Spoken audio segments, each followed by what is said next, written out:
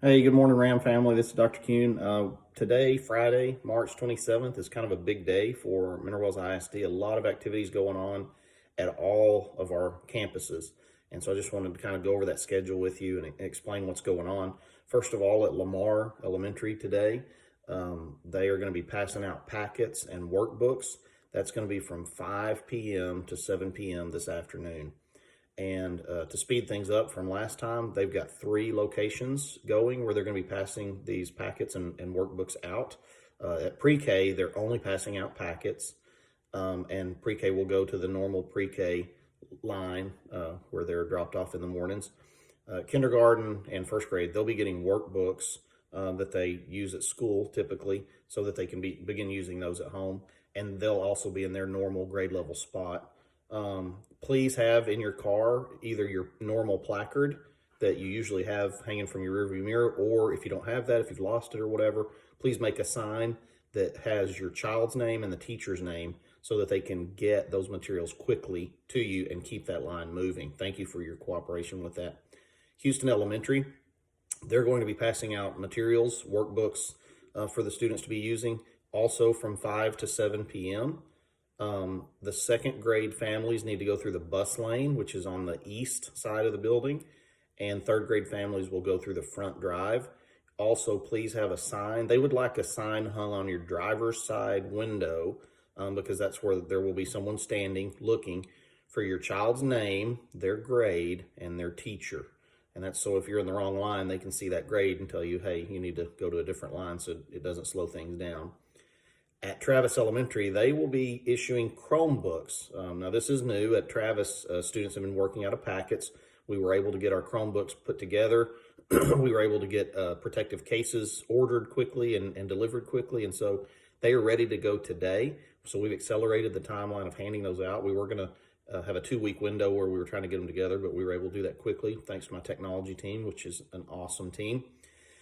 So that's from 3 to 5 p.m. this afternoon. Travis Elementary, 3 to 5 p.m., passing out Chromebooks, and that's going to be for pretty much all the students because those Chromebooks haven't been given out. They have 3 sites where they're also passing out these Chromebooks. They're going to have, obviously, the front drive, and also we'll ask you to go through the bus lane.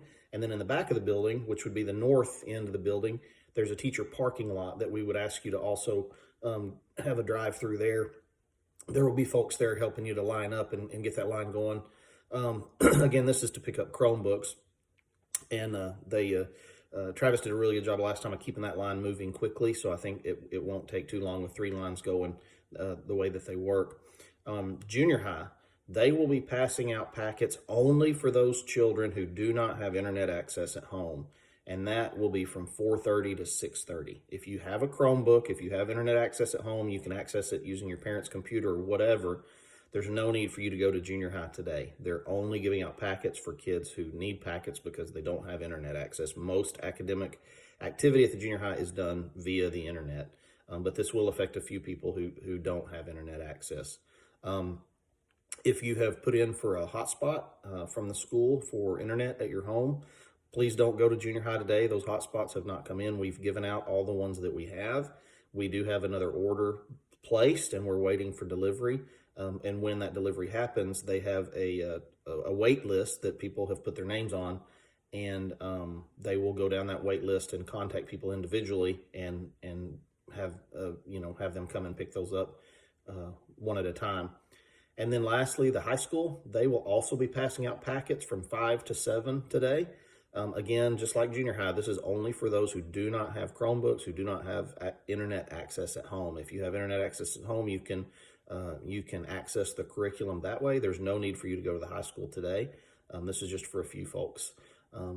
So some of these dates you'll notice have been moved up. The high school date was going to be Monday. Now it's Friday. I think the Houston and Lamar dates have been accelerated also. And I want to tell you why that is.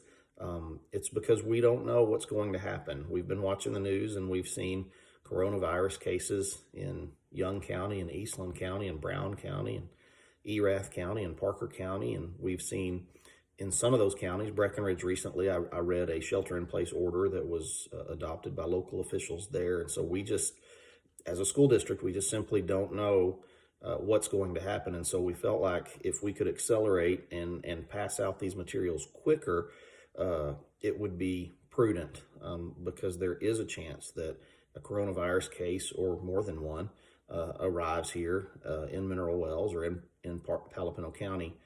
And then if that happens, it's possible that we could have a shelter-in-place order at some point. Now, I don't have any inside knowledge. Nobody's told me there's any kind of shelter-in-place order coming down. I just trying to be prudent. And if that were to happen, what would happen to our kids? Well, if that were to happen, what might happen to our kids is we would not be able to have any more distributions of materials. And for the kids with Chromebooks, that wouldn't pose a huge problem because we could continue to push out curriculum online. But for all of our kids at Lamar and all of our kids at Houston, that would pose a huge problem, because we would have a hard time getting materials to them, because they don't have Chromebooks from the school. Now, some of those kids, I'm sure, have laptops in their home or desktops in their homes, but there are lots and lots of kids who don't. And so we wanted to get the materials in the hands of our kids just in the event that a shelter-in-place thing might come down later. We don't want to be caught flat-footed and have our kids unable to access learning at home because we didn't pass things out as quickly as we could have. Now, there's a good chance we're going to pass out all these workbooks to these Houston kids and Lamar kids, and then we're going to be back in school on April the 6th, as we had originally said. Well, they'll just have to bring those workbooks back to school with them. So that's not that big of a deal. It's very doable.